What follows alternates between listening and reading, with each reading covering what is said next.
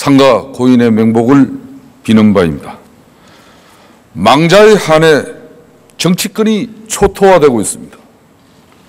그만큼 정치가 취약하기 때문입니다. 저부터 반성합니다. 법무부 장관님 앞으로 나와주시기 바랍니다.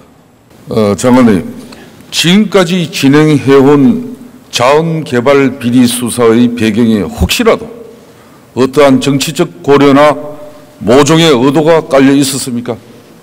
정치적 고려는 전혀 없고 저희들이 다양하게 내사를 하는 가운데 범죄 혐의가 포착이 된 사안들에 대해서 수사를 진행하고 있습니다. 비극적인 일이 일어난 데 대해서 대단히 가슴 아프게 생각하고 또한 유감을 표합니다. 그러나 이와 별개로 고인이 밝힌 정치권 금품 수수 의혹에 국민적인 관심이 하늘 찌르고 있습니다. 잘 알고 계시죠? 잘 알고 있습니다. 고인은 정치와 깊이 관련을 맺어왔던 기업가로서, 사업가로서 오랜 기간 정치권 주변을 떠난 적이 없습니다. 이하를 막론하고 활발하게 교류를 가졌던 것으로 알려져 있습니다. 고인의 행적을 살펴보면 사업의 고비고비마다 정치권과의 유착을 통해 어려움을 넘긴 정황을 숱하게 발견할 수가 있었습니다. 고인이 과거 노무현 정부 시절 2차례나 특별 사면을 받은 것은 언론을 통해서 이미 잘 알려진 사실입니다. 2005년 5월 불법 정치 자금 제공 혐의로 1심에서 징역 2년, 집행유예 3년을 선고받았던 고인은 비교적 중형 선고였음에도 항소를 포기해서 행위 확정되었고 불과 10개월도 채 지나지 않아서 석가탄신일 특별 사면을 받았습니다. 또한 2년 뒤인 2007년 11월에도 고인은 이른바 행남도 게이트 사건으로 징역 6개월, 집행유예 1년을 선고받았으나 상고를 포기했고 불과 한 달여 뒤인 12월 31일에 그것도 비공개 특별 사면을 받았습니다. 두 번 모두 행평성 시비가 크게 불거졌던 매우 이례적인 특별 사면이었습니다. 문재인 새정치민주연합 대표께서도 당시 청와대 민정수석 비서관으로 또 대통령 비서실장으로 각각 계실 때 있었던 특별 사면인 만큼 그 내용을 소상히 잘 알고 계시리라 생각합니다. 이뿐이 아닙니다. 자수성가했던 고인이 사업을 일으키고 키워나가는 과정에는 늘 정치권 특혜 시비가 따라다녔습니다. 한 가지 묻겠습니다, 장관님. 실행까지 받은 사람이 한 정부에서 2번씩이나 대통령 사면을 받았다면 이건 대단히 이례적인 일 아닙니까? 어떻게 생각하십니까? 잘 없는 일입니다. 이런 경우가 몇 번이나 있었습니까, 그동안? 제가 그 전수조사를 해보지 않았기 때문에 내용은 잘 모르겠습니다만은 그렇게 사면이 거듭되는 일은 많지 않습니다. 경남기업은 2006년 마다가스카르 니켈강 개발 사업, 2007년 아제르바이잔 해상강구 투자 사업 등 지금 실패로 드러나고 있는 자원개발 사업에 적극적으로 참여했고 당시의 참여정부는 국정브리핑을 통해서 자원외교의 성공 사례라고 지켜 세우기도 했습니다. 경남기업은 또 2006년 알제리 대규모 신도시 건설 사업과 2007년 진주 핵심도시 건설 사업에도 참여했습니다. 오랜 기간에 걸친 이러한 경험들을 통해서 고인은 어려움이 닥치면은 정치권 간의 결탁을 통해서 문제를 해결해야 한다는 강한 믿음을 가지게 되었던 것으로 보입니다. 그러한 과정에서 막대한 불법 정치 자금이 오고 갔으리라고 누구나 충분히 합리적으로 의심할 수 있지 않겠습니까? 그렇기 때문에 국민들은 검찰이 이번 의혹에 대한 수사에 있어서 고인의 마지막 전화통화 혹은 메모에 담긴 내용만으로 수사 대상을 국한할 것이 아니라 휴대전화 통화 내역이나 비자금 장부, 그 밖에 수상한 거래에 대해서까지도 수사 범위를 넓혀서 의혹의 전모를 명백하게 규명할 것을 요구하고 있습니다. 지금 언급되고 있는 의혹의 당사자들 역시 검찰의 신속하고 투명한 수사를 촉구하고 있는 만큼 엄정한 수사를 통해서 사건의 실체적 진실을 밝혀야 합니다. 자원개발 비리와 금품수수 의혹 모두 철저하게 수사해야 합니다. 서로 본질이 별개인 두 수사가 정치적 상황에 따라서 조금이라도 영향을 받고 왜곡되거나 변질돼서는 결코 안 될 것입니다. 검찰은 어떠한 정치적 부담도 전혀 고려하지 말고 한 점의 의혹이 남지 않도록 성역 없이 철저하고 투명하게 수사를 진행해야 합니다. 성완종 전 회장의 행적 그리고 주변 관계자들의 자료를 모두 복원해서라도 이번 기회에 정치권 전반의 불법 정치자금 문제를 뿌리채 뽑아야 한다고 보는데 법무부 장관의 의지를 말씀해 주십시오. 국민들이 많은 걱정을 하고 있습니다. 검찰에서는 최근 특별수사팀을 구성해서 이 사건의 진실이 빠짐없이 규명될 수 있도록 정의롭고 철저하게 수사가 진행될 수 있도록 팀워크를 갖췄습니다. 앞으로 철저하게 수사할 것으로 기대하고 있습니다. 장관 입장에서는 장관직과 그리고 검찰총장의 직을 걸고 만일 이번 수사가 미비해서 특검 수사를 가서 새로운 사실이 발견된다면 장관과 검찰총장은 즉각 그 자리에서 옷을 벗어야 된다고 생각하는데 장관의 견해에 답변해 주십시오. 의원님 걱정에 공감하면서 비장한 각오로 수사에 임하도록 검찰을 지도하겠습니다. 신속하고 정확하게 의혹을 밝혀내지 않고는 정상적인 국정 운영을 가져가기 어려운 사안인 만큼 그 누구도 성역으로 남겨둬서는 안 됩니다. 박근혜 대통령께 촉구합니다. 검찰 수사로 모든 실체가 낱낱이 드러난다면 척걸이든 나발이든 그 누구를 막론하고 당연히 그에 따른 정치적, 법적 모든 책임을 물어야 합니다. 야당에도 촉구합니다. 이번 사건을 부풀려서 정치적으로 이용하려는 정략적 접근은 자제해 주십시오. 혹시라도 이를 정쟁의 수단으로 삼아서 국정 운영에 발목을 잡는다면 국가적으로 더 큰 불행에 봉착하게 될 것입니다. 이한구 총리는 왜 이렇게 말도 많고 탈도 많아요?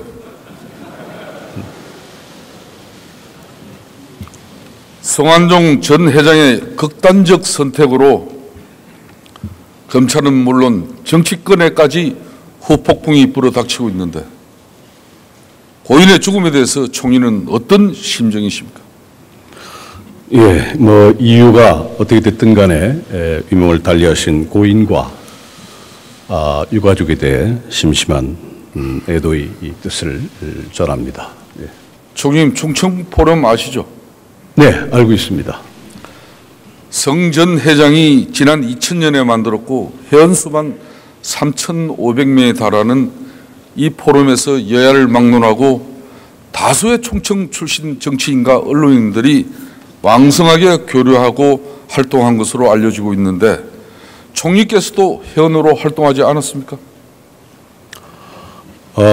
충청 포럼은 2000년 말씀하신 대로 고인께서 여야 이를 떠나 정치권과 언론인들을 주축이 된 충청권 중심의 하나의 포럼입니다만 저는 가입하지 않았습니다.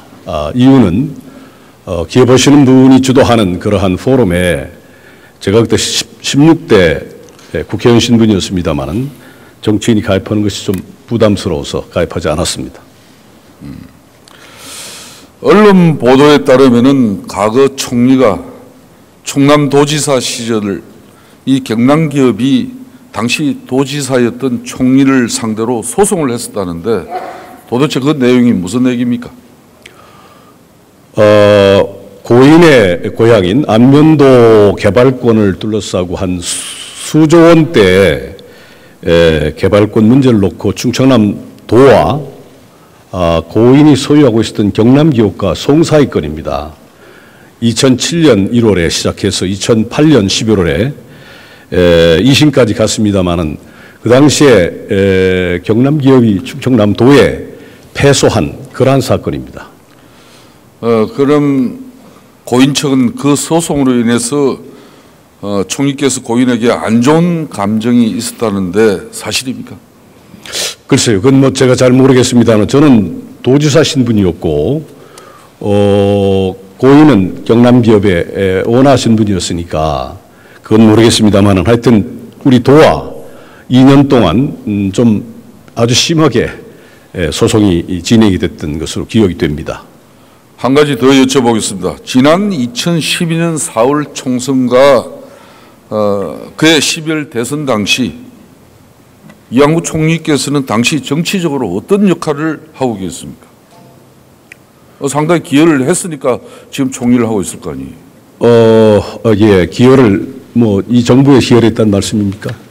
아니 뭐 하여튼 그때 4월 총선하고 12월 대선 당시에 어떤 역할을 했습니까? 2012년 1월 12일경에 저는 뭐 보도가 된 대로 그 혈액암으로 해서 1월 초순경에 병원에 입원을 해가지고 그해 말까지 이 투병 생활을 하고 있었기 때문에 2012년 4월 총선에 출마를 하지 못했습니다. 그리고 12월 대선에도 관여하지를 못했던 것은 1년 동안 투병 생활을 했습니다. 고인이 숨지기 전날 이완구가 이렇게 총리의 이름을 여러 차례 언급하면서 무척이나 섭섭해했는데 왜 그랬다고 생각하십니까?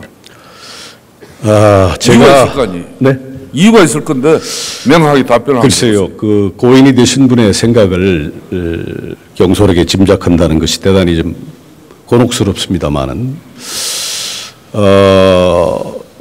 제가 총리에 취임하고 나서 3월 12일 날 사회기강 확립 차원에서 담화가 발표가 됐고 3월 18일 그 검찰이 경남기업의 압수수색이 들어간 것으로 기억이 됩니다. 3월 22일경으로 기억이 됩니다만은 고인으로부터 처음이자 이 사건과 관련해서 처음이자 압수수색 이후에 처음이자 마지막인 전화를 받은 것 같은데. 그러니까 지난 3월 18일 그렇습니다. 경남지법 압수수색 이후에 네. 성 전 회장이 총리에게 구명운동을 벌린 사실이 있네, 그죠? 22일 날 전화를 주셔서 여러 가지 억울한 점을 말씀을 주시길래 국무총리라는 자리가 개별 사건에 대해서 알지를 못하고 또 법과 원칙에 따라서 우리 현재 국정 운영이 진행되고 있기 때문에 억울하고 좀 여러 가지 좀 미흡한 점이 있으면 검찰에 가서 상세하게 말씀을 하시는 것이 좋겠다라고 하는 그런 원칙적인 말씀을 드린 적이 있습니다. 그러니까 지난 3월 20일 전화를 받은 사실은 있지만은 만난 적 사실은 혹시 없습니까? 예, 그 후로 돌아가실 때까지 이 만난 적도 없고 그 후로 전화 통화한 적이 없습니다. 오늘 아침 조간을 통해서 언론 보도를 보니까 총리께서 태안군 의회 이용희 부의장과 김진건 전 의장에게 각각 12차례와 3차례씩 모두 15차례 전화를 걸어서 성 전 회장과 나눈 대화 내용이 무엇인지 캐물었다는데 왜 캐물었습니까? 돌아가시고 난 후에 모 언론에서 그 태안군의